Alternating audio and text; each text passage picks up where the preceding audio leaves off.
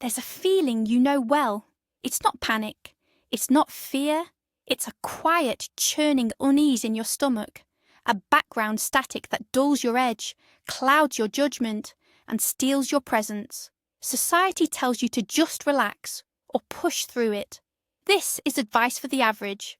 For the herd, that feeling is low-grade anxiety, and for the man who understands its mechanics, it is not a weakness. It is a signal. It is raw material for building unshakable strength.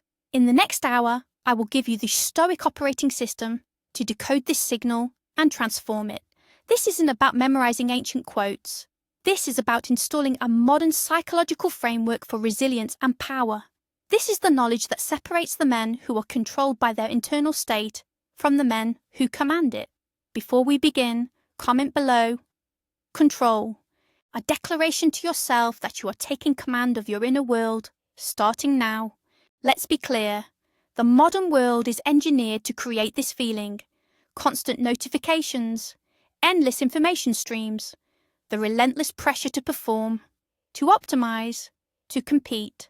Your nervous system was not designed for this perpetual state of low-level alert. It interprets this digital noise and social pressure as a constant vague threat.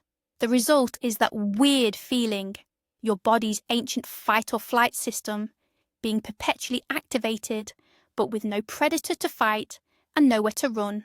Most men live their entire lives in this state, never realizing they are prisoners.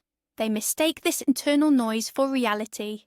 They believe their anxious thoughts are true. The Stoic approach is not to silence the noise. That is impossible. The Stoic approach is to become the operator who understands the machine, who can distinguish a true signal from a system error. This is your entry point to real power. First, we must redefine the enemy. That feeling in your stomach is not the enemy. Your interpretation of it is. The Stoics understood that we are not disturbed by things, but by the views we take of them. That knot of anxiety is a physiological sensation, nothing more. It's a release of cortisol, an increased heart rate. It is raw, neutral data. The average man receives this data and immediately attaches a story to it. Something is wrong. I'm not prepared. I'm going to fail. This story is the poison. The Stoic practice is to create a space between the sensation and the story, to observe the physical feeling without judgment. It's like a faulty fire alarm in your building. The untrained person panics and runs. The building engineer calmly walks over, acknowledges the noise, and checks the system for a real fire. You must become the engineer of your own mind, not a panicked resident. The foundational tool for this is the dichotomy of control. It is a simple but profound mental filter.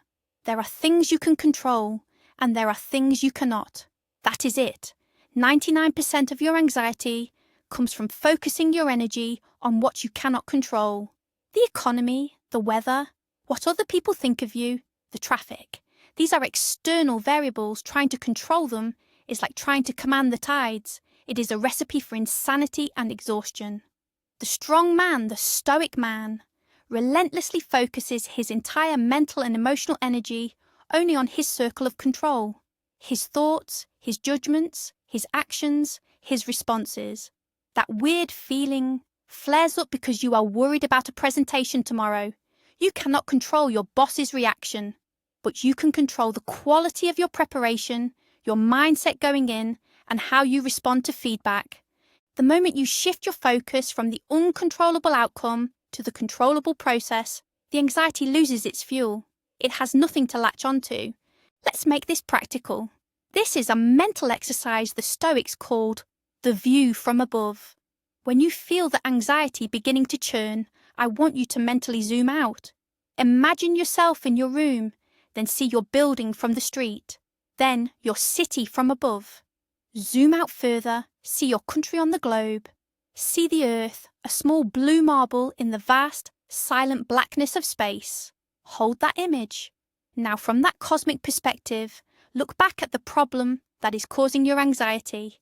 Your client's email, your awkward conversation, your financial worry. See how small it is in the grand scheme of things. This is not about invalidating your problems. It is about right-sizing them. Anxiety thrives on a narrow, self-absorbed perspective. It makes mountains out of molehills. This exercise shatters that perspective. It introduces logic and scale, starving the emotional brain of the drama it craves. It is a mental reset button that you can press at any time. Now we turn the weapon back on itself. The Stoic principle that the obstacle is the way. Modern psychology is catching up to this ancient wisdom. The man who seeks a life free of anxiety is seeking a life free of growth. That feeling is not a curse, it is a signal. It is an indicator that you are at the edge of your comfort zone, and the edge of your comfort zone is the only place where growth happens. Think of it like lifting weights. The burning sensation in your muscles is not a sign to stop. It is the sign that the muscle is being challenged, that it is being broken down so it can be rebuilt stronger. That low-grade anxiety is the emotional equivalent of that burn. The average man feels it and retreats. He avoids the presentation. He doesn't start the business. He stays in his comfort zone, which slowly becomes a cage. The man applying Stoic principles feels the anxiety and leans into it. He says, "Good. This is my opportunity to get stronger." He uses the feeling as fuel. Let's talk about negative visualization, or premeditatio malorum. This sounds counterintuitive. Why would you think about things going wrong to feel less anxious? Because the root of anxiety is uncertainty. It's the fear of the unknown. This Stoic practice systematically destroys that uncertainty. Sit down for 10 minutes and calmly, rationally think about what you fear. What is the worst-case scenario? Your presentation bombs. You lose the client. You get fired. Don't just glance at the fear. Stare it in the eye. Walk through it step by step. Then ask the critical question, and then what? How would you recover? What skills do you have? Who could you call? You would find a new job. You would learn from the failure. You would survive. By mentally rehearsing the worst, you do two things. You realize you can handle it, and you strip the event of its emotional power. The unknown becomes known. The monster in the dark becomes a manageable problem in the light.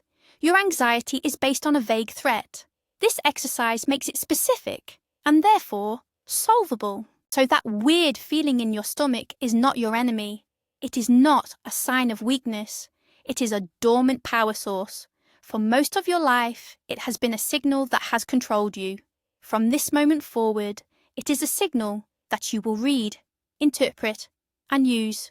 You now possess the framework, the dichotomy of control to focus your energy, the view from above to regain perspective, the understanding that the obstacle is the way to your growth, and negative visualization to strip fear of its power.